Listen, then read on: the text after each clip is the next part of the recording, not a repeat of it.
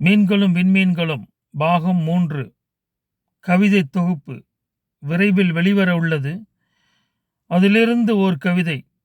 தலைப்பு தாயும் சேயும்.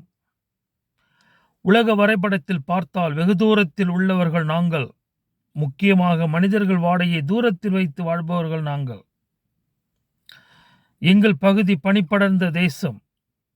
எதிரிகள் நடுவே காதலன் காதலியை தேடுவதும், நாங்கள் எம் சந்ததிக்காக உணவு வேட்டைக்கு செல்வதும், எவ்வளவு தூரம் சென்றாலும் ஒற்றுமையுடனும் நிதானம் தவறாது, உணவுக்காக ஆழ்கடல் மூழ்கி மேலே வந்து திசை பார்த்த வண்ணம். உணவு சுமந்து வரும் அழகு எங்களுக்கு நிகர் நாங்களே. குழந்தைகள் உணவின்றி 3 நாட்கள் வரை காத்திருக்கும்.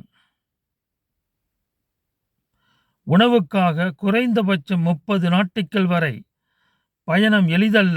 எதிரிகளால் எத்தனையோ இளஞ்சோடிகள் உயிர்கள் சூறையாடப்பட்டுள்ளது. இதை உணர்ந்ததால் குழந்தைகளை கூட்டத்தோடு விட்டு வருவோம். குறைந்தபட்சம் 10,000 இருக்கும். நாங்கள் வரும்பொழுது வேகமாக ஒலி எழுப்பி வருவோம். பசியில் வாடியிருக்கும் குழந்தைகளும் ஒலி எழுப்புவார்கள். எங்களால் அடையாளம் கண்டுகொள்ள முடியும். எங்கள் கண்களால் நம்ப முடியாத நிகழ்ச்சி நிலவும்.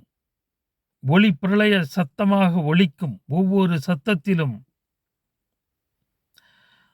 தாயும் சேயும் அடையாளம் கண்டுகொள்ள நாங்கள் ஆசீர்வதிக்கப்பட்டவர்கள். இவ்வாறு உணவு பகிர்ந்து ஊட்டுவோம். வம்சத்தை வளர்த்து விடுவோம். அன்னை வந்தால், அன்னமிட்டு சென்றால், அன்னம் தேட தன் உயிரை பணயம் வைத்ததால் கடுமையான பசிக்கு விடுதலை. தாய்க்கு நன்றி. கூடி வாழும் நாங்கள் முதுகுநாணி அல்லது பெண்குயின் என்பார்கள். என்றும் அன்புடன் வீரரஞ்சன்.